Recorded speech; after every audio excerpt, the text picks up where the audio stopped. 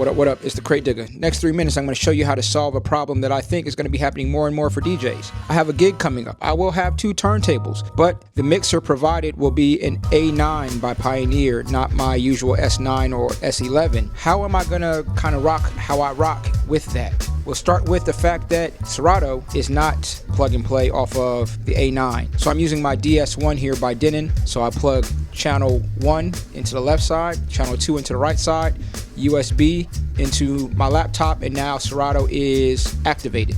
I'm using phase, so I'm plugging my A phase into the left side and my B phase into the right side, same way I would if I was plugging me into the mixer, but I'm moving through the DS1. Be sure you have that switch up, CD or line up on that switch, because we're using phase, which will be sending a line level signal. Got my phase controllers on, and I'm able to run my different decks from Serato. Look at the mixer. Notice those buttons are green. It lets you know that I'm not running Serato through the interface in the mixer, but separate. So I'm using line in the same way I would if I was just going into the mixer channels on the A9. I won't have any buttons. What am I going to do?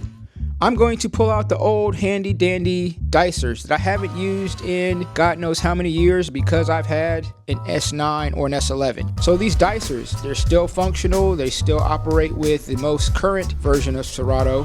So I'm gonna plug those in, and I'm gonna use those instead of the buttons that I normally would use on my mixer to cue at least the first 5 cue points of any track.